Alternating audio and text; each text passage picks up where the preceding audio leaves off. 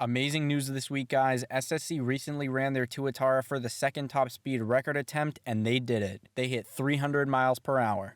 Psych! That's the wrong number! Yeah, no, they did go for their second attempt. They just didn't hit anywhere near a new record, and quite a lot of things went wrong, actually. Surprisingly, though, I'm more excited and hopeful for the company now than I was before. Here's everything that went down with the last record attempt, what's so exciting about what they did, and what we can expect from SSC in the future. Let's get into it.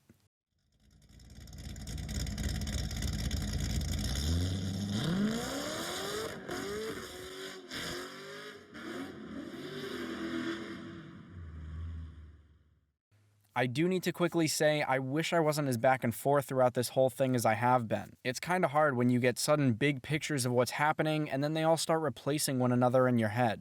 The inner machinations of my mind are an enigma. There was so much hype when they claimed 331 one way, then everything fell apart and I stayed hopeful, but as time went on, I pictured Jared Shelby completely finished and I assumed we'd never hear from them again. I admit, I jumped onto the initial hype way too soon. It took me more time to fully understand a car beating the record by 40 miles an hour and hitting 331. Yes, this has an incredible power to weight ratio, and yeah, it's very aerodynamic, but that's just too wild. Bugatti worked with Michelin specifically to set up tires to handle just 304.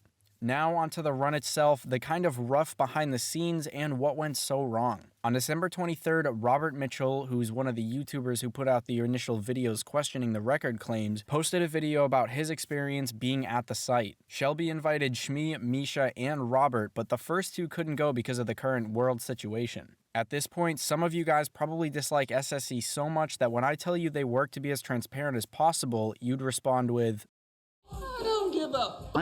Let me explain though. If you've seen any of Robert's videos, you know he's a no BS kind of guy. He's so brutally honest, he's mentioned in other videos that companies wouldn't actually ask him to work with their cars because they know he'll pick the car apart if he has any reason to. That, along with his Nürburgring experience and the way he looks at things, he has the right attitude and attention to detail to explain all of this. While at the test, he helped work with the whole setup, and I don't just mean like holding a flashlight for your pissed off dad while he cusses out the family minivan. He saw the setup beforehand, talked with the engineers, helped with the cooling, and actually checked the tracking speeds before most of the people there. He said in the car there were a total of more than 5 tracking systems from 3 different companies, including Race Logic, who actually had someone on site. So the first time they didn't have enough systems and probably completely botched the whole setup, right?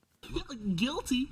Well, this is exactly what living and learning is. They screwed up the first time, and this time they're doing it the right way, even more than a company normally would. The only way I think they could top this is to have someone from Guinness there. To get the record though, all they have to do is submit official and supported numbers, and something tells me they'd have good enough evidence with the speeds from all these companies and systems.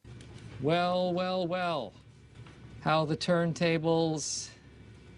The downside to all this equipment was that the engine cover was popping open while in motion because of the wiring. Beyond that, the actual owner of the car decided to drive for the runs, and because he hadn't driven it seriously in the past, they took back the amount of boost and planned to up the speed in increments approaching their goal. Between this, the Florida temperature, and having to stop runs prematurely because of the engine cover opening, the car obviously got really hot. They let it sit to cool for about 2 hours at one point, but the real problem came right before they were going to really push it. What was supposed to be one of the final runs of the day had the car at 251 miles an hour before the halfway mark on the strip, with a little less than full boost and 2 cylinders short. Yeah, apparently after quickly closing the engine cover again, the parts and heat weren't checked, so during that run, 2 of the spark plugs went bust and the car was way down on power. Now before everyone's like, ladies and gentlemen, we got him. Thinking SSC can't make a car, keep in mind when they do these tests, they're running the car in serious heat, flat out for 30 to 40 seconds at a time, over and over again. The driver ended that run when he felt the lack of power, but that just goes to show what they're working with. To hit 251 with reduced power in that gear before the halfway mark says quite a bit about how high of a speed this thing might be capable of. For legal reasons, Robert also asked the company if he could tell everyone what went wrong, since most companies would easily cover something like this up. They ended up telling him to go ahead and tell us everything that happened, and it's hard to find some bad intention behind that. When most people heard SSC would redo everything, they were just like, Oh. Oh, shit. Oh, shit. And they lost all trust and respect for this company. I'd say that's fair. I don't think low tolerance for lying is bad, but you don't have to trust SSC to recognize how hard they're working to do things properly this time. To those who still don't trust what they're doing, check out just a few of Robert's videos and I'm sure you'd be able to trust his view of everything. Either way, a few weeks ago we thought SSC lied to everyone and the Venom F5 would never see the road. Now, even though Hennessey seems like they don't care too much about the record, I'd say we've got a damn good fight on our hands. This is where the fun begins. They apparently plan to make their next run in January, and since they managed this one quickly enough, I'm ready to see it. Assuming their first claim was just a major screw-up, this is making the whole story way more interesting. We get to see this company shoot for something big, make a bunch of mistakes along the way, and keep trying and improving until they finally make it. Let me know in the comments if you're still rooting for the Tuatara, or if now that the F5's here, you saw this and thought, Okay. I think the Tuatara is going to hit the record first because that's clearly what the company cares about, but I'd really like to see the two of them duke it out. As always, if you enjoyed this video, hit that like button and subscribe to Liberty Drives for weekly American car content and news. Thank you guys so much for watching. I appreciate every single one of you. I'll see you next week. Have a great day.